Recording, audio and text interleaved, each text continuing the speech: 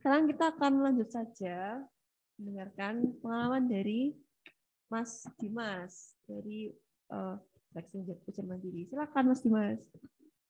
Oke, terima kasih Mbak Enjo sudah diperbolehkan saya untuk ngobrol di sini.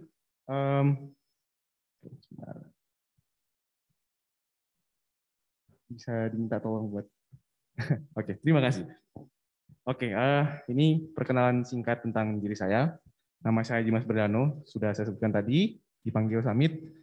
Saya mahasiswa Teknik Geologi Universitas Gadjah Mada, masuk tahun 2019, dan itu ada salah sedikit dari kontribusi saya terhadap alma mater saya.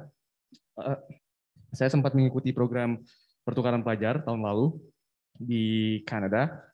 Terus saya juga saat ini sedang mengurusi suatu acara tahunan di jurusan saya namanya GeoWeek. Dan tahun kemarin saya menjadi wakil ketuanya. Dan sekarang dipromosikan jadi ketua. Kurang seperti itu. Ya, itu aja sih tentang saya. Mungkin bisa lanjut, Mbak Rem. Oke, sebelum aku ngomong lebih banyak lagi, saya mau disclaim dulu bahwa ini semua adalah murni pengalaman saya dan ada beberapa riset kecil-kecilan yang saya lakukan juga. Dan untuk informasi yang lebih lanjut, silahkan kunjungi laman yang menyediakan tes tersebut langsung, gitu ya.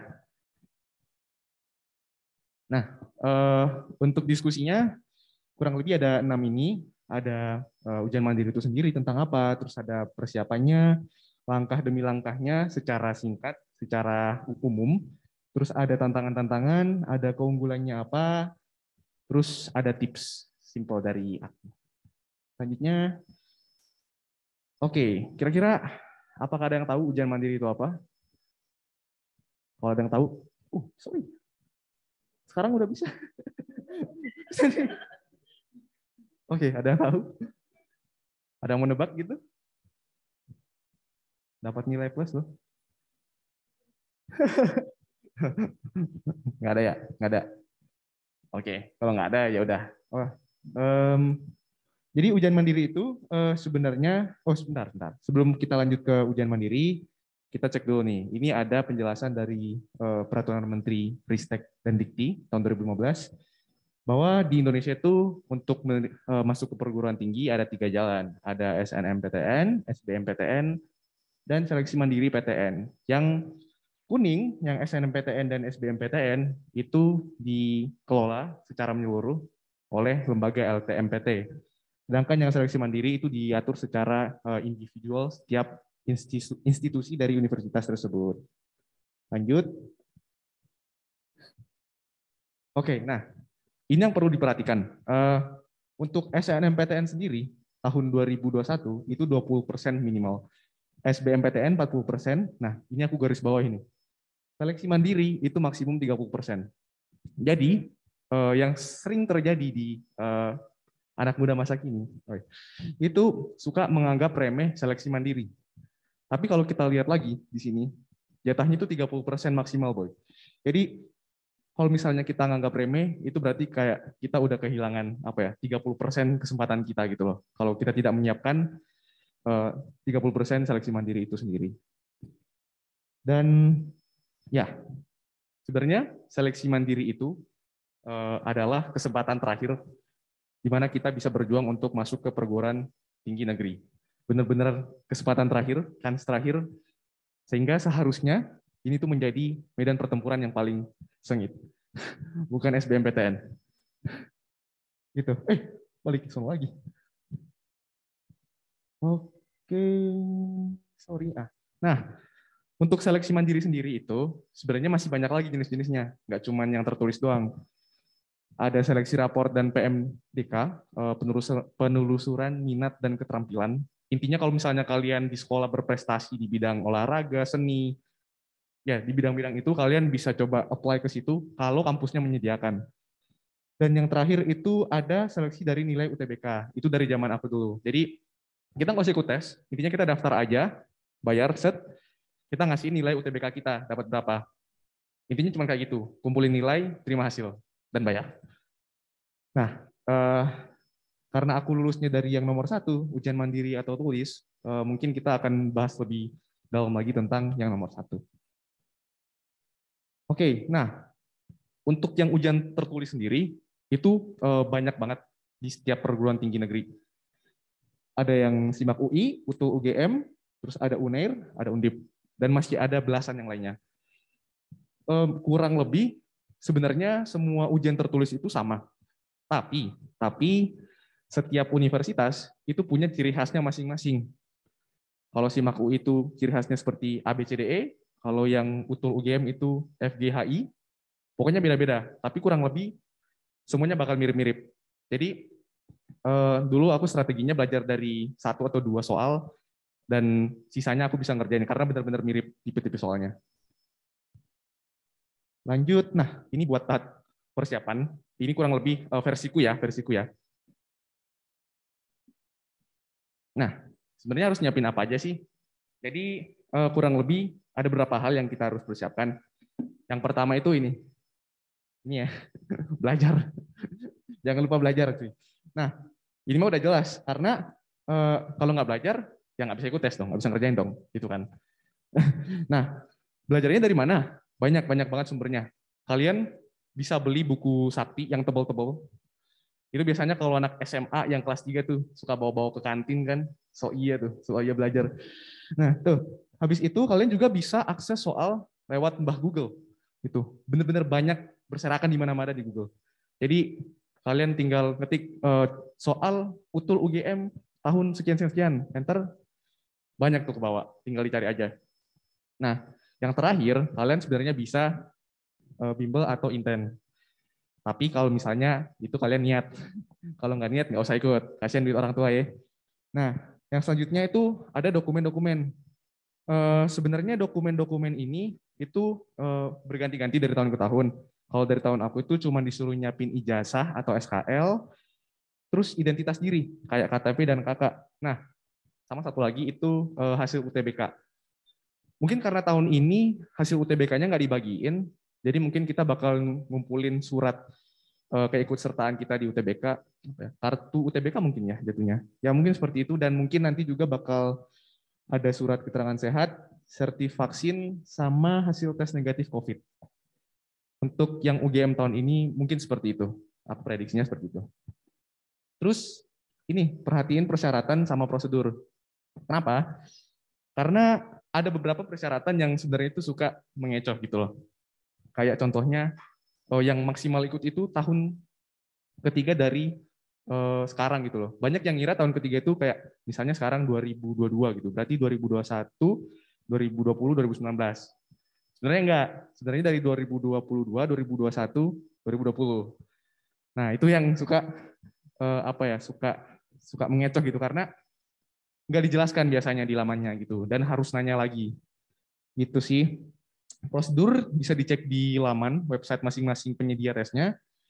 Terus yang berikutnya ini nih, ada duit pendaftaran, ada uang pendaftaran. Nah, ini yang sering kali harus dipertimbangkan karena biasanya harganya itu mahal, guys. Yang paling murah setauku itu ada 250, itu kalau nggak salah UNY. Mungkin sekarang udah naik lagi. Yang paling mahal itu SIMAK UI, 500.000. Jadi kalau misalnya kalian mau menentukan mau daftar mana aja, dihitung dulu estimasi biayanya berapa, dan kalian bisa ngira-ngira, aku keterima di sini nggak ya, keterima di sini nggak ya, biar nggak buang-buang uang juga gitu. Terus yang terakhir ini buat timeline. Nah, bagi kalian yang udah mendaftar, terlanjur terdaftar di banyak universitas buat seleksi mandirinya, aku saranin untuk membuat timeline biar nggak bingung. Karena apa? Kalian bakal jalan-jalan. Karena nggak semua kota itu menyediakan fasilitas tesnya gitu kan. Kalau misalnya ke Jakarta, kalian harus ke Jakarta, ke Jogja, terus mungkin ke Surabaya atau kemana gitu. Jadinya kayak study tour. Jadi kalian harus menyediakan timeline, terus estimasi biaya berapa, ya, anggaran gitu. Ya kurang lebih kayak gitu, biar nggak kelabakan aja nanti. Itu ya. Itu untuk persiapan versi aku. Terus ada langkah-langkahnya. Untuk langkah-langkah ini benar-benar aku simplifikasi. Kenapa? Karena setiap univ itu bakal punya prosedur yang berbeda-beda, tapi sebenarnya mirip-mirip gitu. Jadi aku buat secara general aja, secara umum. Untuk yang langkah pertama, kalian bisa pantau infonya dari laman universitas itu masing-masing. Pokoknya rajin-rajin aja ngecek infonya di Instagram kalau kalian punya, di mana-mana pokoknya. Tapi yang penting selalu ngecek websitenya gitu. Terus yang kedua, tadi perhatikan persyaratan dan segala dokumen dan juga biaya pendaftaran. Gitu ya.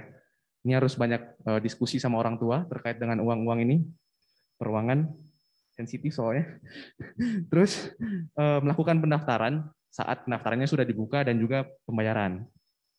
Selanjutnya, nah ini kenapa aku nggak menjelaskan secara detail, karena masing-masing univ itu beda seperti yang udah aku jelaskan tadi. Kurang lebih prosedurnya seperti ini. Kalian bakal setelah mendaftar, kalian bakal disuruh untuk menentukan lokasi mau tes di mana. Terus memilih sesi mau jam berapa, mau hari apa. Terus mencetak bukti dan kartu ujian. Khusus untuk yang menentukan lokasi dan memilih sesi, itu harus apa ya? Harus udah siap-siap dari jauh-jauh hari. Kenapa? Karena kursinya terbatas. Jadi kalau misalnya kalian udah misalnya kayak H+5 hari pendaftaran, kalian baru ngecek itu, biasanya udah habis kursinya gitu. Dan itu lumayan banget. Nah, yang terakhir tinggal ikut aja gitu. Tinggal ikut tesnya sama nunggu hasilnya. Oke. Nah, ada sedikit tantangan dan pertimbangan yang harus dipikirkan secara matang-matang tentang seleksi mandiri. Yang pertama itu adalah UKT. Buat yang belum tahu UKT, UKT itu semacam SPP kalau di SMA yang dibayar setiap 6 bulan sekali atau 1 semester. Nah, ada beberapa institusi universitas yang itu menyediakan harga khusus untuk mereka yang bergabung menggunakan seleksi mandiri, seperti ITB dan ITS. Itu benar-benar mahal. Tapi tetap santai, karena di UGM nggak seperti itu sistemnya. Jadi kita pakai sistem golongan dari pemasukan orang tua, dan itu benar-benar base dari situ, bukan berdasarkan kalian lulus masuk apa, dari gimana, ya gitu. Terus yang kedua, udah aku jelaskan tadi tentang lokasi dan sesi. Intinya karena ini benar-benar terbatas gitu loh. Kalian harus menentukan kalian mau tes di mana sesegera mungkin dan kapan. Itu. Yang kedua, biaya tentang lokasi ini. Karena kalian harus transport ke sana kemari, makan juga, mungkin nginap di hotel atau lain sebagainya, benar-benar harus dipikirkan tentang lokasi itu. Yang terakhir adalah biaya pendaftaran. Kebanyakan dari itu seleksi mandiri, biaya pendaftarannya nggak murah. Kalau aku ketik di situ, ini sih ya tidak murah. Karena ya kesempatan terakhir cuy. Univ cari cuan kan. Nah, tapi kalau misalnya kalian punya banyak dana, kalian bisa daftar lebih banyak. Gunanya biar kesempatan kalian untuk keterima di salah satu PTN itu bisa lebih tinggi. Terus setidaknya seperti itu. Terus yang selanjutnya, ini ada beberapa hal-hal positif yang bisa kita ambil. Nah, yang pertama, itu saingan tidak seambis SBMPTN. Kenapa? Karena mental mereka itu udah pada down. Istilahnya udah pada kena mental. Nah, karena itu, kalau misalnya kalian amit-amit ikut seleksi mandiri, kalian datang ke venue, tempat tes, kalian lihat tuh muka-mukanya tuh, wih, udah kayak nggak makan 2 hari, nggak mandi seminggu. Pasti gitu, beneran. Nah, makanya kalian harus benar-benar tetap gigih, tetap bersemangat kalau ikut seleksi mandiri. Intinya kalian modal semangat aja, belajar dikit, modal semangat, bisa kalian tembus. Soalnya yang lainnya udah pada keok, gitu ya. Terus kemungkinan penerimanya lebih mendingan. Tapi ini syarat dan ketentuan berlaku, guys. S dan K berlaku ya. Karena semakin banyak kalian mendaftar untuk seleksi mandiri di berbagai universitas, ya otomatis kan kesempatan diterimanya lebih tinggi. Bukan di satu universitas, tapi kayak di antara beberapa universitas yang kalian sudah apply. Terus biasanya ada beberapa seleksi mandiri atau ya seleksi mandiri yang itu benar-benar cuma pakai nilai UTBK, terus nilai rata-rata raport, sama satu lagi sertifikat kalian. Kalau misalnya kalian sering ikut lomba di SMA gitu. Intinya kalau misalnya kalian berprestasi. Ya kurang lebih seperti itu. Oke, ini tips dari saya. Saya bukan siapa-siapa. Saya juga keterima jalur mandiri. Nah, yang pertama yang mau aku highlight adalah jangan kurang tidur sewaktu hari H ujian. Karena waktu mengerjakan soal itu benar-benar terbatas, dan kalau misalnya kalian ketiduran, itu lumayan banget, benar-benar lumayan. Lebih parah lagi kalau kalian ketiduran sambil ngeces. Soalnya rusak cuy. Tolong jangan jangan lakukan seperti itu. Nah, yang kedua, belajar dengan efektif. Nggak semua orang di dunia ini punya pola belajar yang sama dan aku yakin kita semua harus mencari pola belajar yang sesuai dengan kita gitu. Nah, kalau aku nggak suka stuck di satu topik. Misalnya topik A, aku kesulitan, aku nggak bakal stuck di situ karena itu bakal menahanku untuk lebih spend more time di situ. Jadi aku coba skip dulu ke part B. Baru yang si A ini aku akan coba tanyakan ke teman-temanku, guru ataupun mentor yang aku punya. Terus yang selanjutnya itu jaga kesehatan. Benar-benar jaga kesehatan. Kenapa? Ya kan udah bayar mahal-mahal. Terus tiba-tiba hari H sakit. Lumayan dong, lumayan duitnya, terus lumayan kesempatannya. Gitu. Nah, terus juga pas masa pandemi ini harus benar-benar diperhatikan. Kan nanti bakal ada tes COVID segala kan, pasti kayak gitu. Nah, yang terakhir nih, yang menurutku penting juga. Tadi aku setuju dengan quotes-nya Mbak Priscila. Jadi kita lakukan yang terbaik dan biarkan Tuhan melakukan sisanya yang selanjutnya. Gitu. Kenapa? Dengan mendekatkan diri kepada Tuhan selama di antara nggak keterima SBMPTN dan ikut tes mandiri, dan setelah tes mandiri menunggu pengumuman, itu benar-benar kita bakal dihadapkan yang namanya anxiety.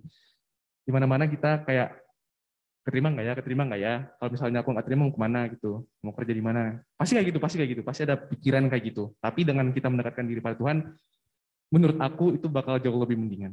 Gitu ya. Nah, terakhir ada sedikit quotes dari abang-abangan aku dari ITB. Namanya Kang Pidi Baik. Ada yang tahu? Ya, semuanya pada ngangguk pasti. Abang ini adalah penulis bukunya Dilan. Dan dia bilang, dia sempat bertweet di Twitter. Dulu nama besar kampus disebabkan karena kebetulan mahasiswanya. Tetapi sekarang mahasiswa ingin hebat karena nama besar kampusnya. Jadi yang mau disampaikan di sini adalah nggak peduli apapun kampusnya, yang penting itu adalah kontribusi yang bisa kalian bawakan untuk membesarkan nama kampus yang dimana nanti kalian bergabung di situ. Dan bahkan kalau perlu lagi kalian bisa membanggakan nama Indonesia dengan bergabung ke universitas tersebut. Oke, sekian dari aku. Terima kasih. Dan ya, itu saja. Kalau mau terhubung, silakan hubungi aku lewat email atau bisa kunjungi laman LinkedIn kalau ada. Dan juga silakan nge-line. Semoga aku bisa balas. Terima kasih. Ya, tepuk tangan untuk Mas Dimas, luar biasa. Jadi benar teman-teman, kita jangan menganggap remeh ya ujian mandiri, karena kadang memang di zamanku dulu juga sih ujian mandiri dipandang sebelah mata, kayak apa namanya, cara sisa-sisa masuk univ gitu. Padahal perjuangannya untuk lulus tuh luar biasa ya, jadi jangan anggap remeh aja. Dan tadi harus perhatikan dengan teliti gitu. Terkadang apa ya, kita suka terkecoh gitu dengan instruksi yang membingungkan seperti kata Mas Dimas tadi. Jadi hati-hati dan sekali lagi jangan lupa harus kepo-kepo univ yang mau dituju apa, ujian mandirinya kayak apa, karena kan setiap univ beda-beda ya. Kalau kita mau milih 2 univ itu mungkin semuanya beda gitu. Jadi harus teliti untuk masing-masing univnya. Ya, itu biasa nanti pertanyaan disimpan dulu ya teman-teman.